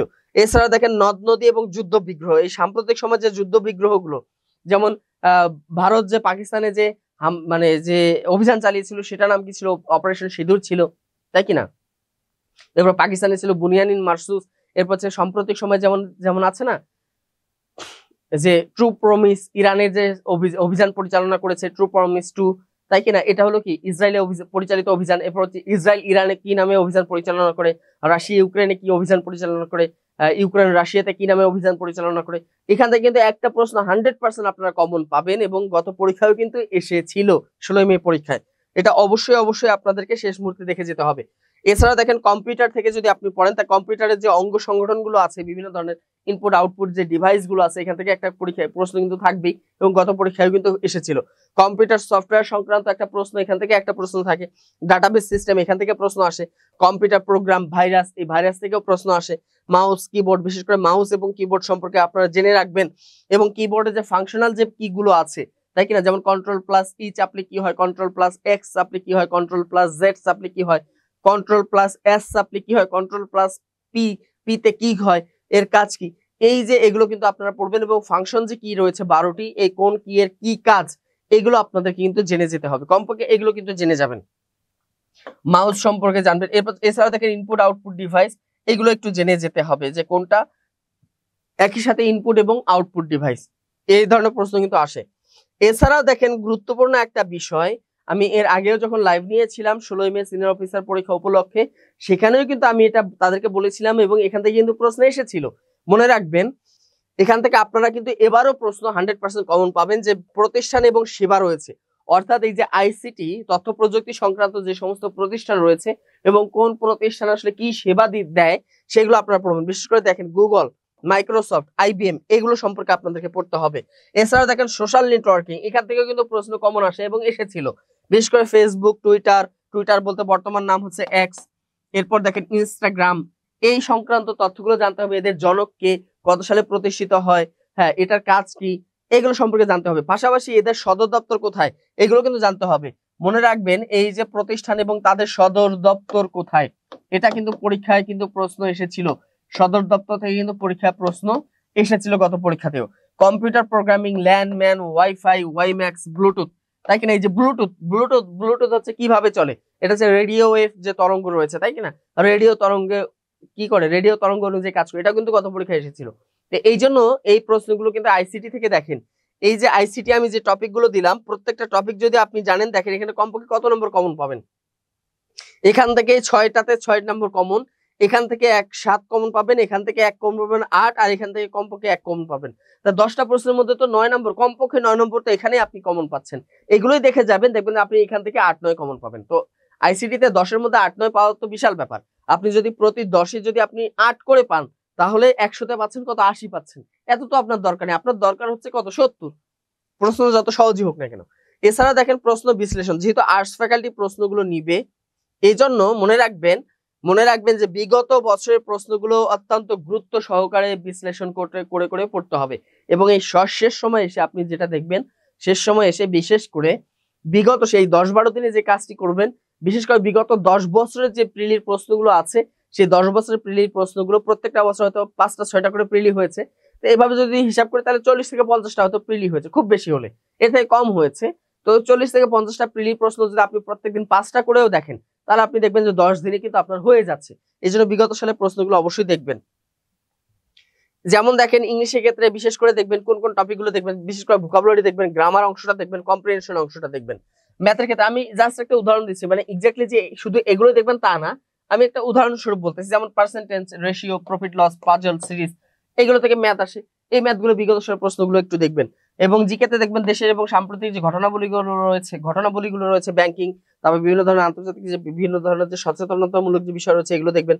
কম্পিউটার আইসিটি থেকে দেখবেন যে বাংলাদেশ এই যে বেসিক যে এমএস অফিস, শর্টকাট কি, এই যে একটু আগে যেটা বললাম যে শর্টকাট কি গুলো সম্পর্কে আপনাকে জানতে হবে। যেমন কন্ট্রোল প্লাস এইচ চাপলে কি হয়, কন্ট্রোল প্লাস এক্স চাপলে কি হয়, এটা ইন্টারনেট টার্মস যেগুলো রয়েছে, এগুলো কিন্তু আপনাদের পড়তে হবে। ইন্টারনেট টার্মস কিন্তু আপনাদের রয়েছে, এগুলো কিন্তু আপনাদের জানতে হবে। যেমন এইচটিটিপি তে কি হয়, যেমন গত পরীক্ষায় কিন্তু এই ধরনের একটা কি টার্মস কিন্তু এসেছিল, যে এটার পুনরূপ কি, তাই কিনা। তো এই জন্য এগুলো আপনাদেরকে জানতে হবে। এবং বাংলার ক্ষেত্রেও একই ধরনের, বাংলার ক্ষেত্রেও বিগত সালের প্রশ্নগুলো একটু বেশি বেশি করে দেখবেন, চর্চা করবেন। বিগত সালের প্রশ্ন ট্র্যাক করা, দেখেন সব থেকে বড় বিষয় হচ্ছে এগুলো কেন বলতেছি, যে যদি কোনো কারণে 2022 সাল ভিত্তিক অফিসার জেনারেল এটার প্রিলিতে যদি আপনি যদি উত্তীর্ণ হতে না পারেন, তাহলে আপনাকে দীর্ঘমেয়াদী পরিকল্পনা করতে হবে। তাদের জন্য এই টপিকগুলো, এই আলোচনাগুলো, অর্থাৎ আগামী 3-4 মাস আপনি কিভাবে প্রস্তুতি নেবেন পরবর্তী পরীক্ষাগুলোর জন্য। খেয়াল করবেন কোন বছর কোন টপিক থেকে বেশি প্রশ্ন এসেছে, এটা আপনাকে বের করতে হবে। বিগত সালের প্রশ্নগুলো চর্চা করলেই পেয়ে যাবেন। বিগত কোন বিষয়গুলো বারবার এসেছে, এটা একটু নোট করে রাখবেন, যে কোন টপিক থেকে কোন বিষয়গুলো বারবার পরীক্ষায় এসেছে, এই টপিকগুলো আপনাকে ট্র্যাক করতে হবে। কোন ধরনের প্রশ্ন সময় বেশি নয় বা ফাঁদে ফেলে, মনে রাখবেন যে ব্যাংকের কোন ধরনের প্রশ্নগুলো বেশি ফাঁদে ফেলে এটা একটু আপনাকে জানতে হবে। আপনি যদি বিগত 10 বছর প্রশ্নগুলো যদি বিশ্লেষণ করেন, দেখবেন যে প্রত্যেকটা পরীক্ষায় এরকম 2, 4, 5টা ম্যাথ বা ইংলিশ অথবা জিকে যে কোনো প্রশ্ন হোক, যে এই প্রশ্নগুলো কিন্তু দেখা যায় আপনাকে ফাঁদে ফেলতেছে। এই প্রশ্নগুলো নোট করে এই টপিকগুলো যদি আপনি সমাধান করে ফেলতে পারেন, তাহলে আর আপনি ফাঁদে পড়বেন না। এটা একটু বের করবেন এবং এক্সট্রা এক্সেল শিট বা খাতায় লিখে রাখা দরকার। বিগত বছর যে প্রশ্ন, এই যে তথ্যগুলো আমি বললাম, এগুলো অবশ্যই নোট করে রাখবেন এবং এগুলোকে সমাধান করবেন যাতে আপনি সামনে ট্র্যাপে না পড়েন। এবং টাইপ এমসিকিউ এবং কনসেপচুয়াল, কিছু কিছু প্রশ্ন আছে এমসিকিউ এবং কনসেপচুয়াল দুটাই পড়তে হয়, কিছু কিছু প্রশ্ন শুধু এমসিকিউ আছে, আবার কিছু কিছু প্রশ্ন এমসিকিউ টাইপের না, মানে কনসেপচুয়াল যেটা সেখান থেকে কিন্তু এমসিকিউ তৈরি হয়। তো যেমন দেখেন, শুধু তথ্য মনে রাখলেই হবে নাকি ব্যাখ্যাও দরকার। কিছু কিছু প্রশ্ন আছে, যেমন দেখেন একটু আগে বলেছিলাম যে জিডিপি গ্রোথ রেট, এটা শুধু তথ্যটা মনে রাখলেই হবে। পাশাপাশি এই প্রশ্নটা কিন্তু আপনার লিখিততেও আসতে পারে বা বিস্তারিত রূপেও কিন্তু আসতে পারে, প্রিলিতেও আসতে পারে। হোয়াট ইজ জিডিপি দিয়ে 4টা অপশন থাকলো, তো এখানে আপনাকে এখানে থাকতে পারে, অথবা জিডিপির পূর্ণরূপ কি, তাই কি না? আমরা জানি না জিডিপির পূর্ণরূপ হচ্ছে কি, গ্রস ডোমেস্টিক প্রোডাক্ট বলা হয় থাকে। তাহলে এই যে এই ধরনের পূর্ণরূপও কিন্তু আপনাকে পড়তে হবে বিস্তারিত। আর্টস ব্যাকগ্রাউন্ড থেকে যারা শিক্ষার্থী তাদের জন্য সাধারণত জেনারেল নলেজ এবং ইংলিশ তুলনামূলক তাদের কাছে একটু সহজ হয়। ম্যাথ আইসিটি মানে ম্যাথটা একটু তাদের কাছে একটু কঠিন মনে হয়। আবার যারা আছেন ম্যাথ অ্যানালাইটিক্যাল, যারা সায়েন্স ব্যাকগ্রাউন্ড থেকে এসেছে তাদের ক্ষেত্রে আবার ম্যাথ এবং অ্যানালাইটিক্যাল যে বিষয়গুলো আছে এগুলো তাদের কাছে সহজ মনে হয়। তো এখানে যেহেতু এভারেজ প্রশ্ন, যে আপনি যে ব্যাকগ্রাউন্ড থেকে আসেন না কেন, আপনার কিন্তু এখানে লেভেল প্লেইং ফিল্ড তৈরি হয় এই আর্টস ফ্যাকাল্টি পরীক্ষার ক্ষেত্রে। তো এটা আপনাকে মনে রাখতে হবে। এরপর দেখি আমরা বিগত সালে প্রশ্নগুলো শুধু পড়বেনই না, পরীক্ষার মতো আসা মানে পরীক্ষার মতো সময় ধরে পুনরায় পরীক্ষা দেওয়া। যেমন পরীক্ষা 100টা প্রশ্নের জন্য সময় থাকে কত, 60 মিনিট। তো আপনি যখন দীর্ঘমেয়াদী পরিকল্পনা করবেন তখন মনে রাখবেন যে 100টা প্রশ্নের উত্তর যেন আপনি 50 মিনিটে দিতে পারেন। এভাবে যদি আপনি প্রতিনিয়ত যদি প্র্যাকটিস করেন, অর্থাৎ সপ্তাহে যদি 5টা পরীক্ষাও দেন বা 10টি পরীক্ষাও যদি দেন, বা প্রতিদিন একটা করে দেন, অথবা 2 দিন পর পর যদি একটা করে পরীক্ষা দেন, তারপরে এটা কি হয়ে গেল, আপনার একটা অনুশীলন হয়ে গেল। এই জন্য আমরা কি করি, সবসময় শুধু ভালো করে পড়ি কিন্তু পরীক্ষার হলে গিয়ে টাইম ম্যানেজমেন্ট করতে পারি না, যার কারণে আমাদের কিন্তু প্রিলিজ ছুটে যায়। তো এই বিষয়টা খেয়াল রাখবেন। এই জন্য আমাকে শুধু পড়লেই হবে না, সাথে সাথে টাইম ম্যানেজমেন্ট এটা আমাকে চর্চা করতে হবে। এরপর দেখেন বারবার যে প্রশ্নগুলো ভুল হচ্ছে সেগুলো আলাদা করে নিতে হবে এবং তার পেছনে কারণ বুঝতে হবে। খেয়াল করেন যে প্রশ্নগুলো, এমন কিছু প্রশ্ন আছে আপনি যখনই অনুশীলন করতে যাচ্ছেন ওই একই টাইপের প্রশ্ন আসলে আপনি বারবার ভুল করতেছেন। যেমন সম্ভবত অনেকেই পারেন না, খুবই সহজ টপিক কিন্তু অনেকে হয়তো পারেন না, তো বারবার এই প্রশ্নগুলোতে আপনি কি হয়ে যাচ্ছেন, ধরাশায়ী হয়ে যাচ্ছেন। এই জন্য এই টপিকগুলো আপনাকে একদম ক্লিয়ার বুঝে নিতে হবে এবং বুঝতে হবে, এবং কি কারণে হচ্ছে সেই কারণটা উদ্ঘাটন করে সেই অনুযায়ী সমাধান করতে হবে। বিশেষ করে 2010 থেকে 24 পর্যন্ত যত বেশি সম্ভব প্রশ্ন সংগ্রহ করে পড়া। অবশ্যই এই প্রশ্নগুলো কখনো বাদ দিবেন না। বিশেষ করে 10 থেকে 24 পর্যন্ত 2-3টি নির্ভরযোগ্য প্রশ্ন ব্যাংক আপনি রাখতে পারেন। সেটা হতে পারে কি, জব সলিউশন হতে পারে, অথবা অনলাইন বেস যে কোনো কিছু এখান থেকে আপনি সংগ্রহ করে এগুলো কি করবেন, জব সলিউশনটা পড়বেন। এবং প্রিপারেশন চলাকালীন পুনরাবৃত্তি বা ভুল বিশ্লেষণ করা নিয়মিত। খেয়াল করবেন যখন আপনি প্রিপারেশন নেবেন তখন দেখবেন যে একই ধরনের ভুল বারবার হচ্ছে, তখন আপনাকে বুঝতে হবে যে এখানে কেন ভুল হচ্ছে, কারণ এখানে আমার বেসিকটি দুর্বল আছে। এই জন্য ওইটা আপনাকে ক্লিয়ার করে নিতে হবে। বিশেষ করে যারা 23 সাল ভিত্তিকে টার্গেট করতেছেন। এরপর দেখেন এই যে 100টি প্রশ্ন 60 মিনিট সময় থাকে, এই জন্য 36 সেকেন্ড থাকে। তো এই জন্য টাইম ম্যানেজমেন্টে বেশ কিছু স্ট্র্যাটেজি আপনাকে কিন্তু কি অনুসরণ করতে হবে। সেই স্ট্র্যাটেজি গুলো যদি আমরা খেয়াল করেন, মনে রাখবেন যখন আপনি পরীক্ষাটা শুরু করবেন প্রত্যেকটা টপিকের জন্য আপনি সর্বোচ্চ কত মিনিট ব্যয় করবেন। যেমন দেখেন ইংলিশের জন্য 15 মিনিট ব্যয় করবেন টোটাল, ম্যাথের জন্য 20 থেকে 25 মিনিট ব্যয় করবেন, জিকের জন্য 10 থেকে 12 মিনিট ব্যয় করতে পারেন, বাংলার জন্য 10 থেকে 12 মিনিট ব্যয় করবেন। এভাবে যদি আপনি একটা যদি আপনি টাইম ম্যানেজমেন্ট করে নিতে পারেন তাহলে আপনার পরীক্ষাটা সহজ হবে। কারণ ব্যাকরণ এখানে ইংলিশের ক্ষেত্রে ব্যাকরণ এবং বোধগম্যতা নির্ভর এখানে থাকে, ম্যাথের সময় বেশি লাগে, সহজগুলো আগে করা, তাই না, জানা থাকলে দ্রুত করা যায়। যেমন জিকের ক্ষেত্রে দেখা যায় 5 মিনিটে অনেক সময় হয়ে যায় যদি আপনার জানা থাকে। আর কিছু প্রশ্ন ট্রিকি থাকে, বাংলায় বুঝে আগাতে হবে। যেমন দেখেন সমাস, কারক, এরপর হচ্ছে কি প্রকৃতি প্রত্যয়, সন্ধি, এগুলোতে দেখা যায় কিছু কিছু ট্রিকি প্রশ্ন থাকে। এই জন্য এখানে আপনাকে বুঝে তারপর আগাইতে হবে। তো এইভাবে টাইম ম্যানেজমেন্ট করতে হবে। তো আমি যদি সামগ্রিকভাবে যদি একটু খেয়াল করেন, সেটা হচ্ছে আপনাদেরকে যদি আমি বলি যে আপনারা যখন পরীক্ষা দিতে যাবেন তখন মনে রাখবেন প্রথম 10 মিনিট, মনে রাখবেন পরীক্ষায় কি করবেন, প্রথম 10 মিনিট আপনি কি করবেন, প্রথম 10 মিনিট আপনি 1 থেকে 100 পর্যন্ত যে প্রশ্নগুলো আপনি এক দেখায় উত্তর পারতেছেন, মানে দেখলেই উত্তর আপনি কমন পাইছেন, তাই না, কমন পেয়েছেন, ওই উত্তরগুলো আপনি প্রথম 10 মিনিটে দিয়ে ফেলবেন। 1 থেকে 100 পর্যন্ত একদম টানা চলে যাবেন, সময় ব্যয় করবেন না, দেখবেন উত্তর জানা আছে দাগাবেন, দেখবেন দাগাবেন। তাহলে দেখা যায় অন্তত পক্ষে 30টা প্রশ্ন কিন্তু প্রথম 10 মিনিটে আপনার হয়ে যাবে। এটা কিন্তু হয়ে যায়, সবারই কিন্তু হয়ে যায়। কারণ 100টা প্রশ্নের মধ্যে অন্তত 30টা প্রশ্ন তো আপনার এক দেখায় আপনি পারবেন। এটা তো আপনার আছে, যেহেতু আপনি ব্যাংকের জন্য প্রস্তুতি নিয়েছেন, তাহলে আপনি কিন্তু 30 নাম্বার পেয়ে গেলেন প্রথম 10 মিনিটে। এরপর পরবর্তী পরবর্তী পরবর্তী যে 10 মিনিট, পরবর্তী 10 মিনিটে আপনি কি করবেন, পরবর্তী 10 থেকে 15 মিনিট আপনি পরবর্তী 20 থেকে 25 মিনিট আপনি সময় দিবেন গণিতের পিছনে। সময় বেশিও লাগতে পারে বা কমও লাগতে পারে, এটা বলতেছি। গণিতের পিছনে সময় দিবেন। এই 20-25 মিনিট যদি গণিতের সময় দেন, 20টা যদি ম্যাথ থাকে তো অন্তত 15টা ম্যাথ আপনি এখানে সমাধান করতেই পারবেন। অবশ্যই পারবেন। যদি আপনি 20 থেকে 25 মিনিট সময় দেন, মাস্ট 15টা প্রশ্ন আপনি উত্তর করতে পারবেন। তাহলে এরপর দেখেন পরবর্তী যে কত মিনিট থাকতেছে, পরবর্তী 15 মিনিট আপনি কোথায় সময় ব্যয় করবেন?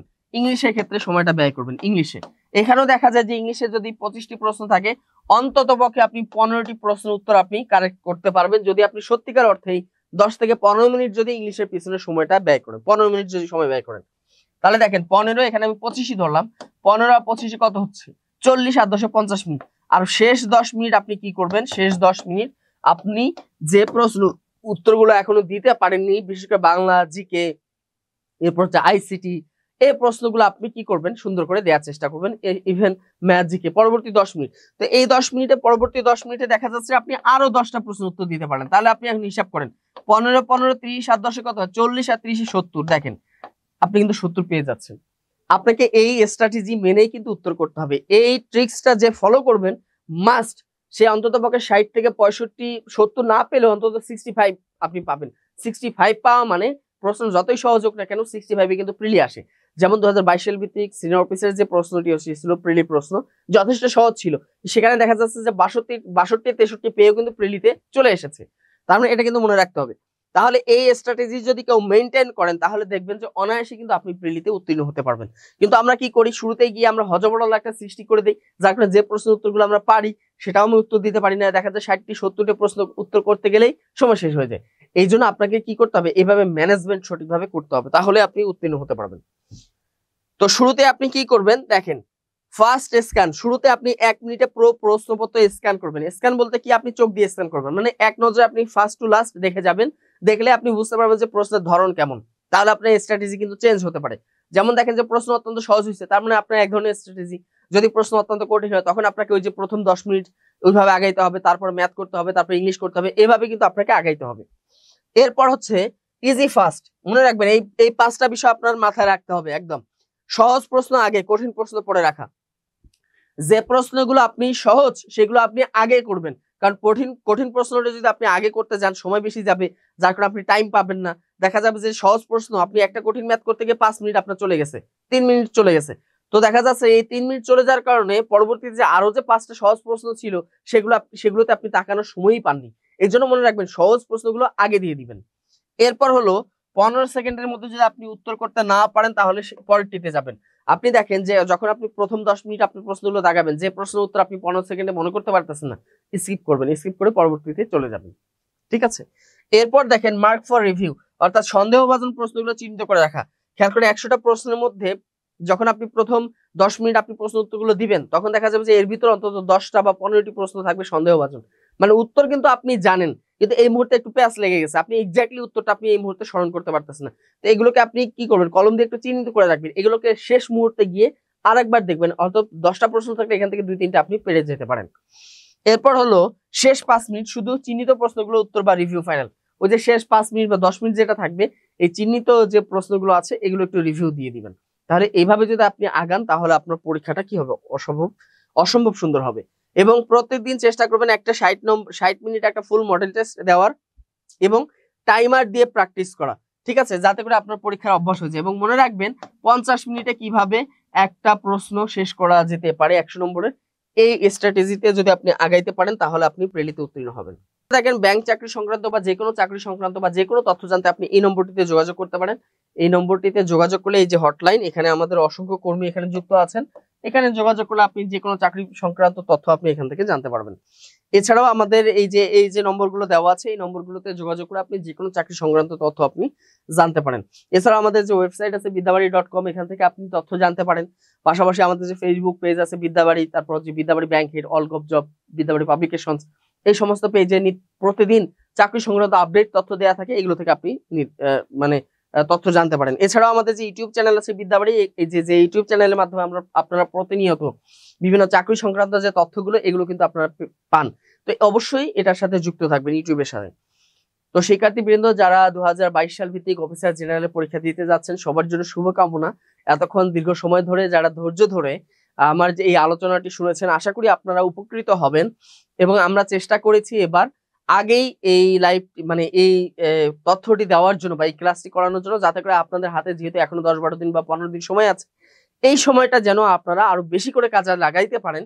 এই জন্য এবার আমরা একটু আগাম আপনাদেরকে এই সাজেশন দিয়ে দিলাম। তো যারা এতক্ষণ যুক্ত ছিলেন সবাইকে অসংখ্য ধন্যবাদ জানিয়ে, সবার জন্য শুভকামনা জানিয়ে আজকে আমি এখানেই শেষ করে দিচ্ছি। সবাই ভালো থাকবেন, সুস্থ থাকবেন এবং বিদ্যাবাড়ি ইউটিউব চ্যানেলের সাথেই যুক্ত থাকবেন। আসসালামু আলাইকুম।